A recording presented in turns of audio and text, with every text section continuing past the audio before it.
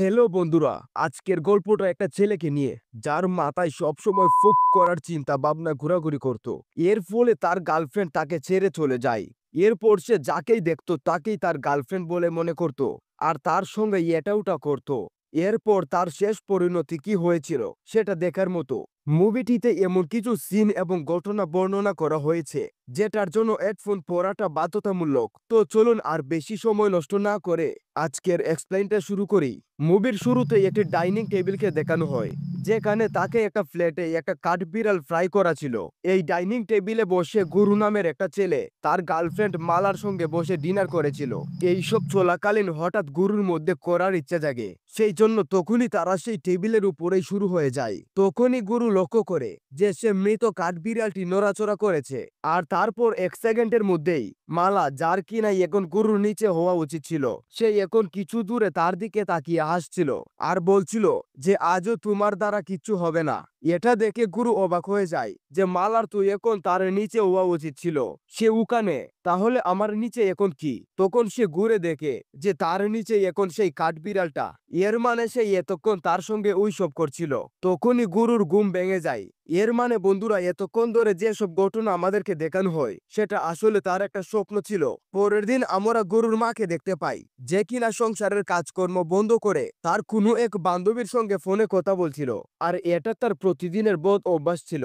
এটা দেখে গুরু প্রচুর রেগে যায় আর সে নিজেই চা বানিয়ে খেতে থাকে। তখন গুরুর মা সেটা দেখে তাকে বলে, আরে চা বানালে যখন, তাহলে আমার জন্য তো 1 কাপ চা বানাতে পারতিস। তখন গুরু রেগে গিয়ে বলে, তুমি নিজেই গিয়ে বানিয়ে নাও। এটা দেখে তার মা রেগে গিয়ে তাকে বকাচকা করে। গুরু তার কথায় কান্না করে আলমারিতে গিয়ে কিছু টাকা একটা ব্যাগের মধ্যে রাখে।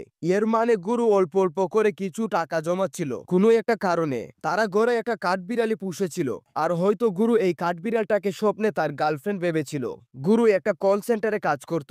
এরপর সেখানে যাওয়ার জন্য সে সকাল সকাল রেডি হয়ে বেরিয়ে পড়ে। বাসে বসেই একটা ডেটিং অ্যাপে বিভিন্ন মেয়েদের সঙ্গে কথা বলার চেষ্টা করে, কিন্তু কেউ তাকে পাত্তাও দেয় না। গুরু এতটাই সেক্স এডিক্টেড ছিল যে সে যে মেয়েকেই দেখতো তখনই তার সঙ্গে ওইসব করার স্বপ্ন দেখতো। সে কল সেন্টারে গিয়েও সেখানে সমস্ত মেয়েদেরকে দেখতো আর তাদের সঙ্গে ওইসব করার স্বপ্ন দেখতো। এরপর সে নিজের সমস্ত কাজকর্ম ছেড়ে তার বোনকে কল করে আর তাকে প্রচুর গালাগালি করে, কারণ তার বোন তাদের ঘরের একটা ফ্লোরকে ক্লিনিক বানাতে চায়, যেটাতে কিনা সে বিয়ে করে একা শান্তিতে থাকতে চাইছিল।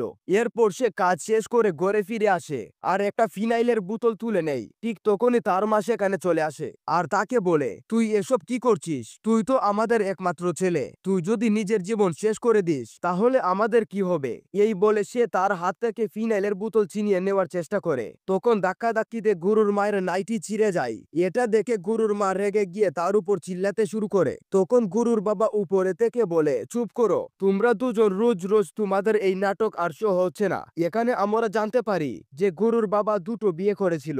গুরুর মা তাকে চিৎকার করে বলতে থাকে যে আমাদের ক্লিনিক বন্ধ হয়ে গেছে শুধুমাত্র তোমারই জন্য। ঘরে রান্না করার জন্য কোনো বাজার নেই, তার উপরে গ্যাসও শেষ হয়ে গেছে, আর তুমি ওখানে বসে বসে শুধু ফোনে কথা বলছো। এসব কথা বলতে বলতে সে নিজের শরীরের উপর কেরোসিন তেল ঢেলে নিজেকে মারার চেষ্টা করে। তখন গুরুর বাবা তাড়াতাড়ি নিচে চলে আসে আর তাকে বাঁচিয়ে নেয়। অন্যদিকে সুযোগ বুঝে গুরু সেই ফিনাইলের বোতলটা তুলে নেয় আর তাদেরকে বলে, সেকেন্ড ফ্লোরের উপর শুধুমাত্র আমার অধিকার আছে, আর যদি ওটা আমি না পাই তাহলে নিজের জীবন দিয়ে দেব। এই বলে সে সত্যি সত্যি ফিনাইল খেয়ে নেয়। গুরুর বাবা সঙ্গে সঙ্গে একটা ডাক্তার ডাকে। এরপর তার 2 হাত পা বেঁধে ফেলা হয় যাতে সে আর উৎপাত না করতে পারে।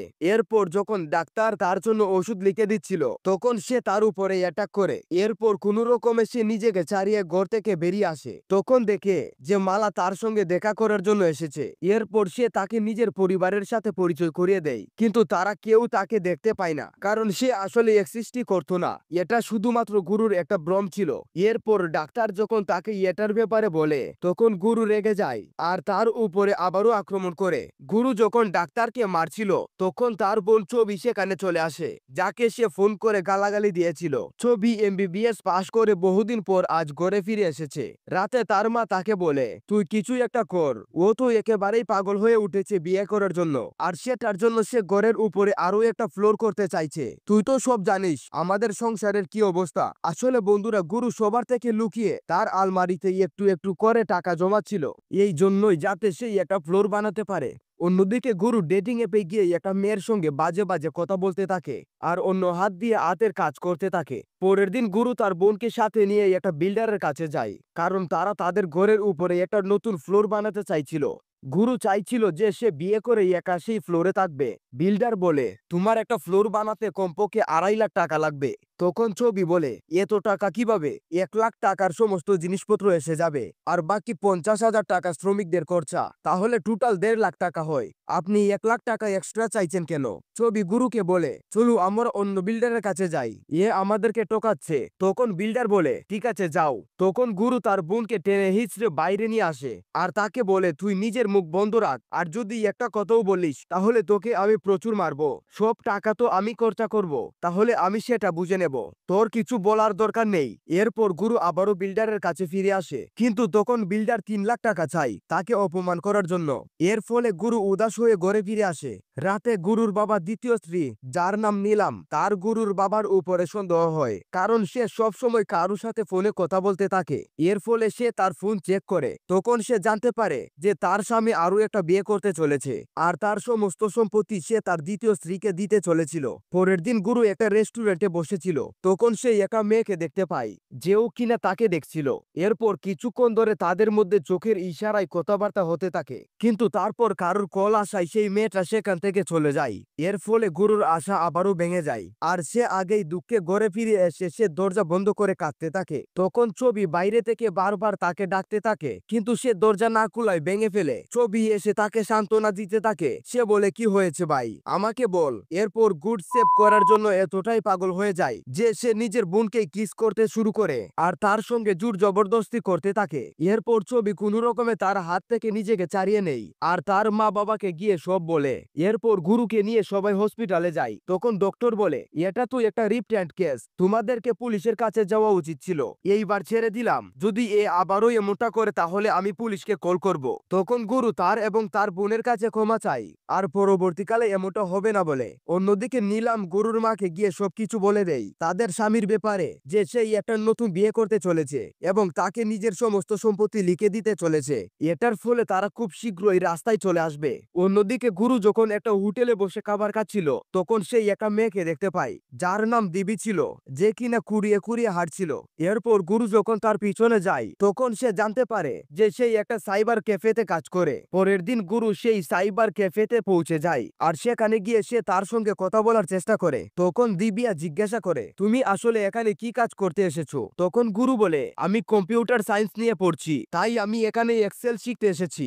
দিবিয়া বলে, তুমি কম্পিউটার সায়েন্স নিয়ে পড়ছো আর তুমি এক্সেল সম্বন্ধে জানো না? তোমার কি আমাকে দেখে বোকা বলে মনে হচ্ছে? তুমি কি মতলবে এখানে এসেছো সেটা আগে বলো। তখন গুরু চুপ করে শুধুমাত্র তার দিকে তাকিয়েই থাকে। অন্যদিকে সুপ্রিয়ার ঘরকে দেখানো হয়, যেখানে গুরুর বাবার তৃতীয় স্ত্রী হতে চলেছিল। সেখানে গুরুর বাবাকে ছাড়া পরিবারের সবাই তার সঙ্গে কথা বলতে আসে।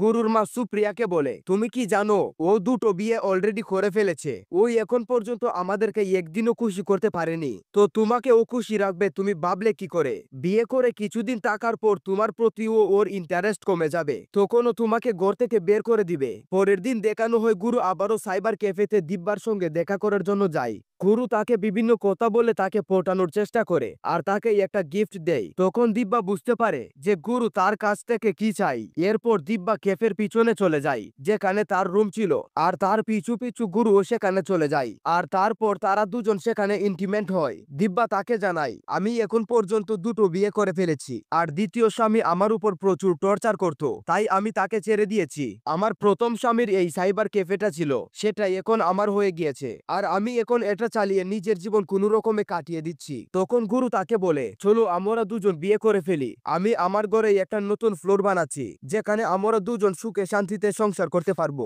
দিব্যা সেটা শুনে খুব খুশি হয় আর তারপর সে আবারও শুরু হয়ে যায়। অন্যদিকে ঘরে গুরুর বাবা প্রচুর রেগে যায়, কারণ গুরুর মা সুপ্রিয়াকে সব কথা বলে দেওয়ার কারণে সে তাকে ছেড়ে দিয়েছে। গুরুর বাবা বলে, আমি এসব কিছু শুধুমাত্র আমাদের ক্লিনিকটাকে আবারও চালু করার জন্য করছিলাম, কারণ আমাদের কাছে টাকা নেই। আমি এমন একটা মেয়েকে একজনকে পাঠাতে চাইছিলাম যার কাছে প্রচুর টাকা পয়সা থাকবে, যার টাকাতে আমরা আমাদের ক্লিনিকটাকে নতুনভাবে খুলতে পারতাম। তোমরা আমার সমস্ত প্ল্যানে জল ঢেলে দিলে। তখন নিলাম আর গুরুর মা তার সঙ্গে ঝগড়া করতে থাকে যে তুমি আমাদেরকে বোকা বানিয়ে তৃতীয় বিয়ে করে আমাদেরকে ছেড়ে দিতে চাও। যদি তোমার ওই মতলবটা থাকতো তাহলে তুমি আমাদেরকে জানিয়ে এমনটা করতে। অন্যদিকে গুরু আর দিব্যা প্রতিদিন বিভিন্ন জায়গায় দেখা সাক্ষাৎ করতে থাকে এবং তাদের যখনই সেক্স করার ইচ্ছা জাগতো তখন তারা ক্যাফের ভিতরে সেই রুমে গিয়ে নিজেদের কাজ সেরে ফেলতো। গুরু তার সঙ্গে মেলামেশা করে খুব খুশি ছিল, সেই জন্য সে তাকে একদিন নিজেদের ঘরে নিয়ে আসে। পরিবারের সবার সঙ্গে পরিচয় করানোর জন্য তাকে দেখার পর পরিবারের সবাই অবাক হয়ে যায় আর চুপচাপ তার দিকে তাকিয়েই থাকে।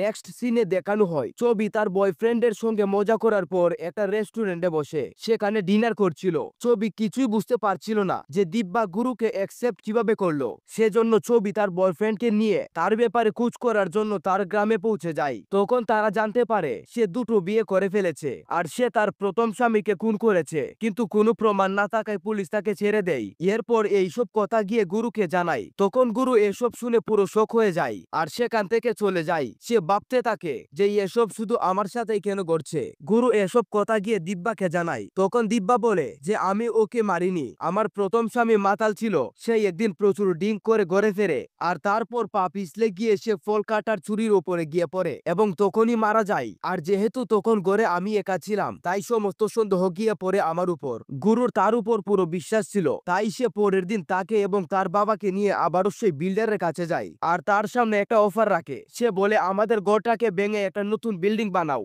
যেটা 5 তলা বিশিষ্ট হবে, সেটার বদলে নিচের দুটো ফ্লোর তোমার হবে আর বাকিটা আমাদের। এটার সাথে 15 লাখ টাকা ক্যাশ। বিল্ডারের অফারটা পছন্দ হয় তাই সে তখনই কাজ শুরু করে দেয়। এই ঘরটা কমপ্লিট হওয়ার পর সবার চাহিদা পূরণ হয়ে যাবে, যেমনটা হলো ক্লিনিক, গরুর আন্টির জন্য গার্ডেন, গরুর জন্য একটা আলাদা রুম। কিছুদিন পর তাদের ঘর পুরো রেডি হয়ে যায়। সেই ঘরের একটা ফ্লোরে ক্লিনিক আর বিউটি পার্লার খোলা হয় এবং গুরু দিব্যাকে বিয়ে করে ফেলে এবং তারা সবাই মিলে সুখে শান্তিতে বসবাস করে। আর এটার সাথে মুভির সমাপ্ত হয়ে যায়।